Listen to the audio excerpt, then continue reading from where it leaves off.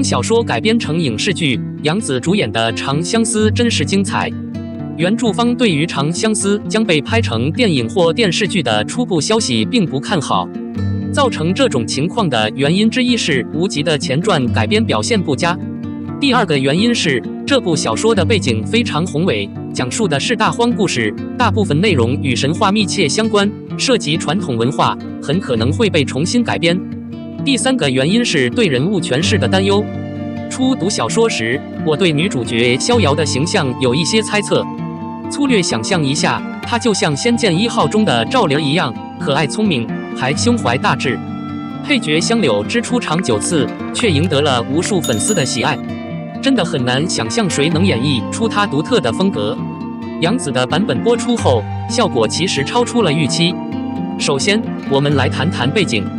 目前，剧版仍在更新中，玩家可以解锁朝云峰、清水镇等多个场景。清水镇的景象实在是太神奇了。据说，为了更真实地呈现小说中的场景，剧组不惜投入巨资进行临时搭建。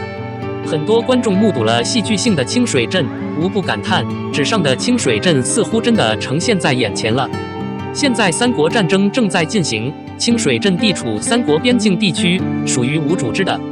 然而，也正是因为这样的情况，这里的百姓混杂着各种势力，生活条件十分艰苦。与其他剧不同的是，该剧生动地呈现了清水镇的风土人情。即使抛开主角线，光看这里的房屋和街道，也能带来视觉上的享受。街道上并不冷清，剧情中保持了群演的状态，猪肉铺、酒铺等建筑充满了生活气息和地方特色，与小说中的清水镇完美契合。文小六的回春堂是一个不大不小的地方，里面摆满了各种各样的东西。温小六轻轻一拉，就能拉下一个装满药材的篮子，用来存放药材正合适。剧中多次出现了很多菜肴的场景，它们都是用黑色的陶器制成的，而且一直使用同一套，这与他们的生活状态相符。小说中，逍遥的容貌虽然并不完美，但他的眼睛却与他的亲生父亲蚩尤极为相似，透露着令人着迷的神秘气质。总的来说，他的容貌堪称迷人。大家都对杨紫饰演逍遥的演技充满信心，但对于她的颜值确实存在一些争议。小说里还有一个设定，当初住在清水镇的文小六化身为男人，形容粗俗，完全符合常人的形象。这个表演是如何呈现的呢？然而播出后的效果却出乎意料的令人惊讶。文小六时期，杨紫彻底抛弃了偶像的包袱，主动要求造型师给她穿黑色衣服。同时，她出色地诠释了中年男人的市场形象。为了更好地塑造人物形象，她冒着因颜值被网友嘲笑的风险，明智地选择了这种破坏形象的方式。在温小六的时候，小瑶就已经感到了难以忍受的孤独。他真是个话痨，同时又郁闷极了。下一秒，温小六毫不犹豫地说道：“没有人会永远等另一个人。”虽然刚才他被叶17满心祝福的等待所感动，表达了自己的善意。当香柳问他是谁时，他用悲伤的语气回答说他不认识。毕竟逃亡的路上，他依靠着朱颜花躲避着不断追杀的敌人，以至于连他自己的容貌都渐渐变得模糊起来。记忆，杨紫的精彩表演充分展现了逍遥的灵动，让她重新回归了可爱俏皮的女儿角色。颛顼对应的是小说中张婉仪的玄玄。表面上，她似乎放下了傲气，对待易装痞无论地位高低，脸上都挂着微笑。但实际上，她擅长专注于运营。涂山竟是邓薇身上高贵、优雅、天生丽质的人物形象。她曾面临过许多被迫且无法改变的困境，尤其是提到她的长相，这真的是影视剧中有笑扮丑的典型代表，真的很难想象她是这个样子。谭肯基是男角色中最引人注目的演员，他的演技弥补了身高的劣势。他饰演的香柳一角冷漠而迷人，被防风穿插其中。总的来说，他是一个表面冷漠、内心火爆的人物。作为特约演员，谭健次一头银发，身穿白袍，真实地呈现出书中所描述的总是一身白衣，一尘不染，平日里人人讨厌，但一看到那白色的身影，希望就来了的人。映入眼帘是香柳的形象。扮演逍遥和轩轩的演员们的表演，甚至超过了所有成年演员童年时的表演。当小遥和轩轩分别的时候，小轩对着即将离去的小遥叫了3声，这一幕让无数观众在屏幕前落泪。不少实力派演员都表示，无论如何，成年人永远无法将孩子的纯真演绎得淋漓尽致。我对已经播出的剧情非常满意。原书粉丝对目前播出的集数非常满意，虽然不知道后面的剧情和场景会如何发展。童话不仅是《长相思》的创作者，也是制片人和编剧。可想而知，在改编小说的过程中，他努力将原著小说中的场景尽可能地还原到电视剧中，这也是电视剧如今的样子。在阅读小说时，每个观众都有自己独特的哈姆雷特。影视版《长相思》成功地将纸上的场景和人物变成了现实存在，同时也赢得了原著粉丝的满意，这无疑是最大的成功。这款《长相思》可以说毫无疑问地完美还原了小说，真实程度令人惊叹。我要说的就是这些。02，王一博以古装2人复活主演剧，并携手程毅领衔主演。女主角的选择让人意外。说起近年来娱乐圈新红的男明星，2014年出道并凭借《陈情令》成名的王一博，无疑是备受关注的一位。他不仅拥有出众的颜值，演技也备受认可。2015年出道1年的王一博，通过主演青春励志电影《梦想合伙人》，开启了影视剧表演之路。随后又凭借《最好的味道》赢得了第一波关注。世界清欢。2019年凭借热播剧《陈情令》走红。《陈情令》之后，王一博的影视剧资源大大拓展，与赵丽颖、黄轩、宋茜、陈晓、尤肥等多位人气演员共同主演新作品《陪你到世界之巅》《风起洛阳》《冰与火》等诸多经典相继出现。4年后，燕云令的公布再次掀起了古装2男一剧的热潮，而往日红利颇多的王一博也成为了男主角之一，引起了广泛关注。王一博再次推出古装2男主角剧，并携手程毅领衔主演。女主角的选择令人惊讶。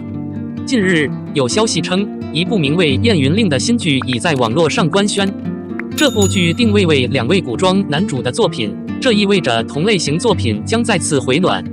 据相关消息称，《燕云令》已经完成了总体准备工作，无论是剧本还是主演都已经初步确定，包括大概的开机时间。既然是2位男主的作品，那么备受关注的自然就是双男主的人选了。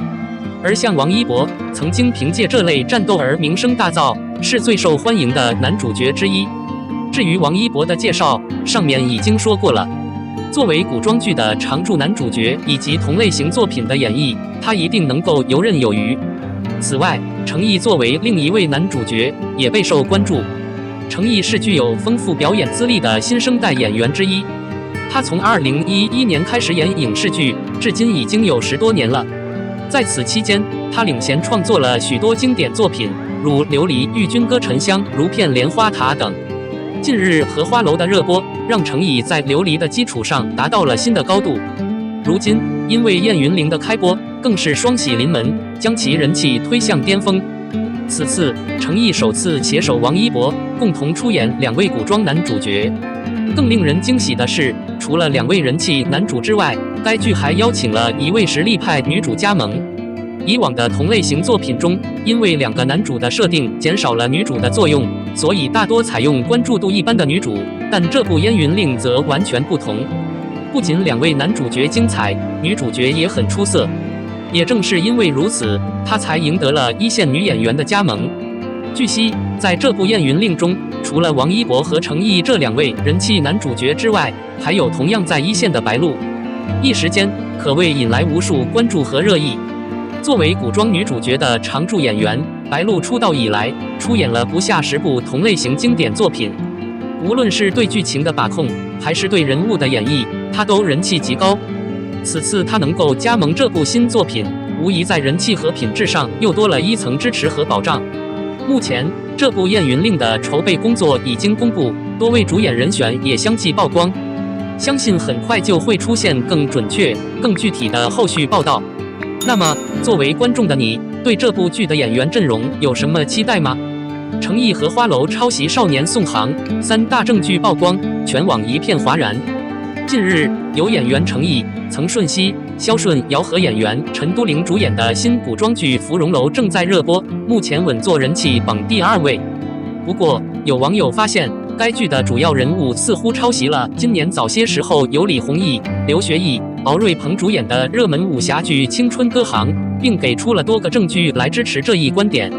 青春歌声中，无论主人公小色李弘毅是遇到什么挑战，总会有一群伙伴永远坚定地陪伴着他，给予他坚强的支持。